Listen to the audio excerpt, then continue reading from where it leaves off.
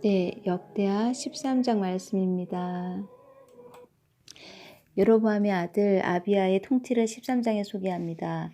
열왕기는 아비야의 삶을 부정적으로 평가하지만 역대기는 아비야가 여로보암과의 전쟁에서 하나님을 의지한 사람으로 평가하고 있습니다. 전쟁 중에서는 아비야도 믿음의 사람이었습니다. 아비야가 유다 왕이 된 때는 북왕국 여로보암이 왕이 된 지 18째 해였습니다.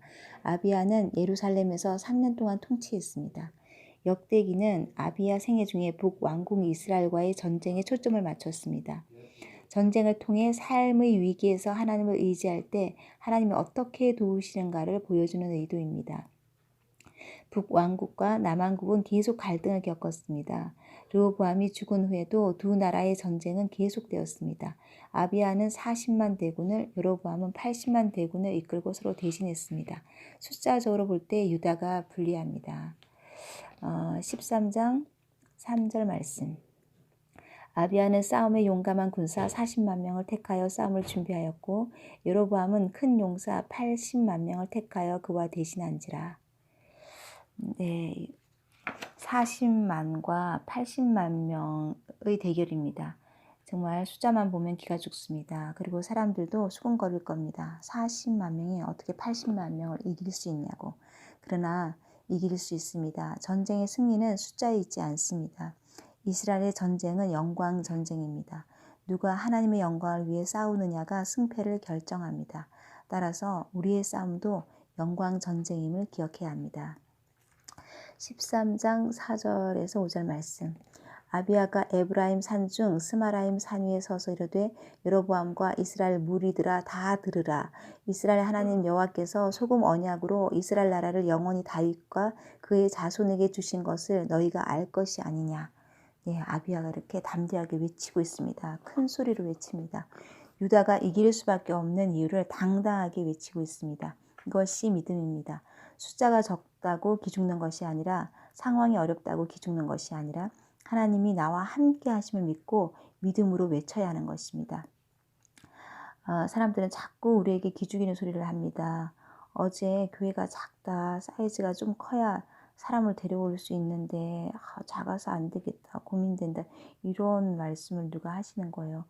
왜 이런 생각이 교회 안에 당당한 사고가 되었는지 정말 놀라지 않을 수 없습니다. 우리는 아비야처럼 외쳐야 합니다. 거짓이 왕 노릇하지 못하도록 외쳐야 합니다. 교회는 예수 그리스도의 터 위에 세워집니다. 주님이 계신 곳에 생명이 있고 주님이 계시지 않는 곳에는 생명이 없습니다. 얼마나 많은 시간 동안 세상의 터 위에 교회를 세우라는 소리를 들었는지 모릅니다. 그래야 커진다고. 크고 작은 것이 문제가 아니라 예수 그리스도가 중심에 계시느냐 안 계시느냐의 문제입니다. 교회는 반드시 예수 그리스도의 터 위에 세워져야 합니다. 아멘.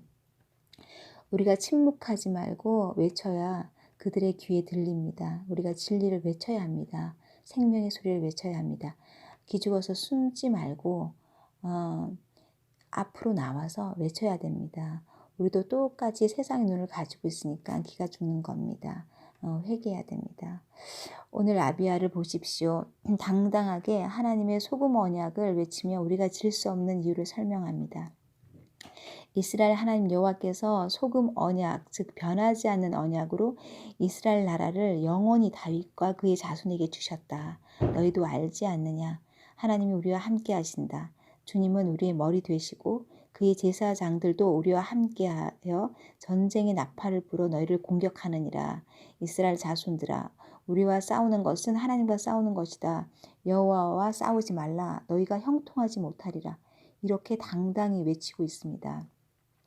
여로보암이 아무리 숫자로 유다를 둘러쳤어도 유다의 외치는 소리를 들으시는 하나님께서 북이스라엘을 방망이로 치십니다. 유다의 승리입니다. 우리는 승리할 수밖에 없습니다. 하나님이 함께 하시기 때문입니다. 대적이 갖은 방법으로 우리를 혼란하게 하고 어지럽히고 낙심과 절망으로 끌고 가려고 해도 속지 마십시오.